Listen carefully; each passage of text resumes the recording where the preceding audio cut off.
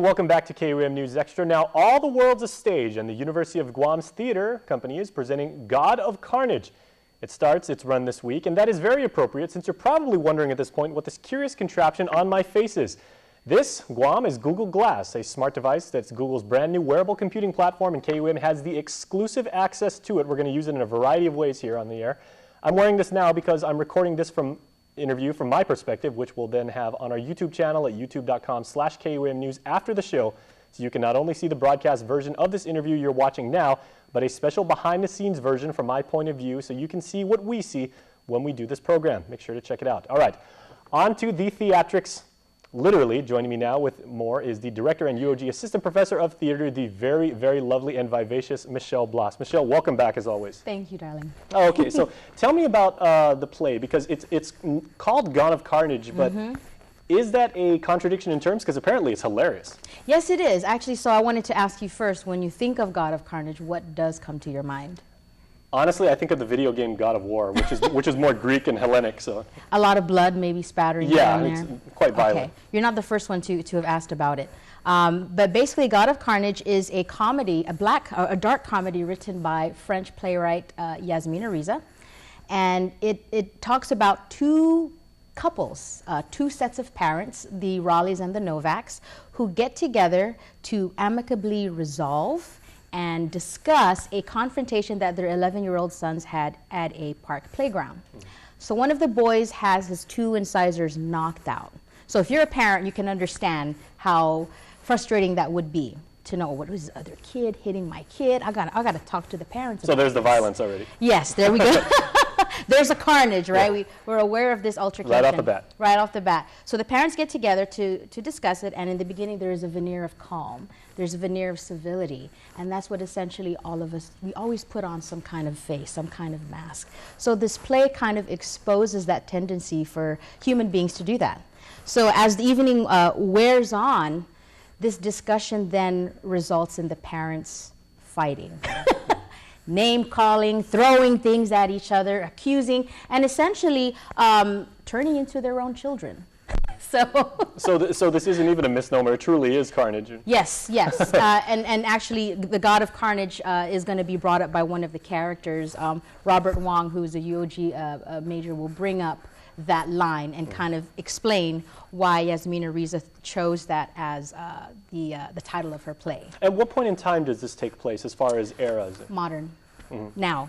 Just generically, it could take place like any time. Okay, absolutely. It's set right now in Brooklyn, so that's where the setting is, and it takes place now in the living room of the Novaks, so one of the parents. Now, what your theater company has done tremendously over the years is you guys sometimes do pure musicals, or you do plays that have a musical element to them, maybe like one or two musical numbers. Does this involve any sort of sung dialogue or anything? Not at all. Okay. This is what we call a straight play. It's a non-musical play. And it runs all the way through from beginning to end. There are no breaks, no intermission. It's just 90 minutes of raw emotion. So it's very intense, too. It's very intense. And after rehearsals, the actors are always so exhausted. So is the comedic element you spoke of, is that more of a release, or is it kind of like a, parallel to, to offset some of the intensity of the situations? I think a lot of the things that the actors say and do is very comic, and that's where the comedy comes in. And when you think about life, just in general, isn't life funny sometimes? It has its tragic and dark moments, but it also has its light moments. And even though they're getting together to discuss something, to discuss violence with their children, which is actually quite dark when you think about it, they're still able to act funny.